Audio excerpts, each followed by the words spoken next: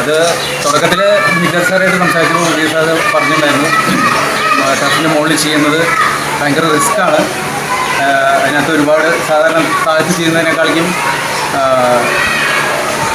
ജോലി കൂടുതലുണ്ടായിരിക്കും ഇതെല്ലാം പറഞ്ഞു. പക്ഷേ അത് വിദ്യാർത്ഥി സാർ പറഞ്ഞ കാര്യങ്ങൾ 100% സത്യമാണെന്ന് എനിക്ക് ബോധ്യപ്പെട്ടു.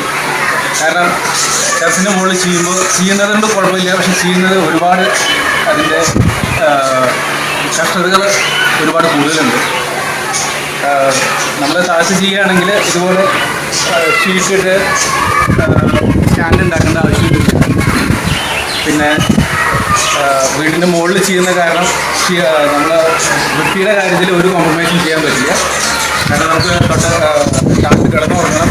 അതിൻ്റെ കൂടെ തന്നെ അതിനേക്കാൾ ഉപരി ഞങ്ങളുടെ വീടിൻ്റെ തൊട്ടടുത്ത് തന്നെ ഒരു സ്കൂളാണ്. സ്കൂള് കുട്ടികൾ നമുക്ക് അടുത്ത് തന്നെയാണ് സ്കൂള്.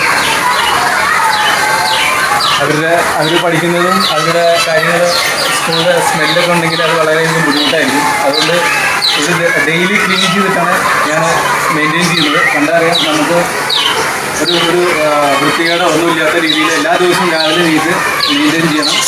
ഇവിടുന്ന് കൂടുതലും ഉള്ള വേസ്റ്റ് മുഴുവൻ അടിച്ച് ഈ ട്രയൽ വന്ന് ഇവിടുന്ന് ഒരു ബക്കറ്റിലേക്ക് ശേഖരിച്ച് എന്നിട്ടാണ് ഞാനത് പുറത്തുകൊണ്ട് കളയുന്നത്. ഇത് ദിവസം ചെയ്യാന്ന് പറയുമ്പോൾ ഭയങ്കര നമുക്ക്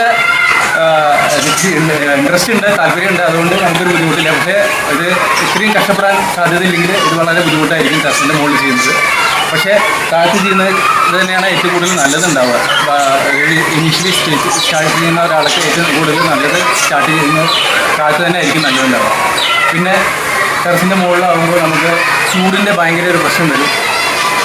ഇപ്പോൾ ഞാനാണ് ചെയ്ത് കഴിഞ്ഞാൽ ചൂട് കുറയ്ക്കാൻ വേണ്ടിയിട്ടാണെങ്കിൽ ടെറസിൻ്റെ ഷീറ്റിൻ്റെ മുകളിൽ 2 സൈഡിലേക്കും പൈപ്പ് ഇട്ട് അതിൻ്റെ മുകളിൽ കൂടെ വെള്ളം അടിച്ച് അത് പാത്തിയിൽ കൂടെ കൊണ്ടുവന്ന് ഡയറക്റ്റായിട്ട് എൻ്റെ കിണറ്റിലോട്ട് തന്നെ പോവുകയാണ് ഇവിടെ.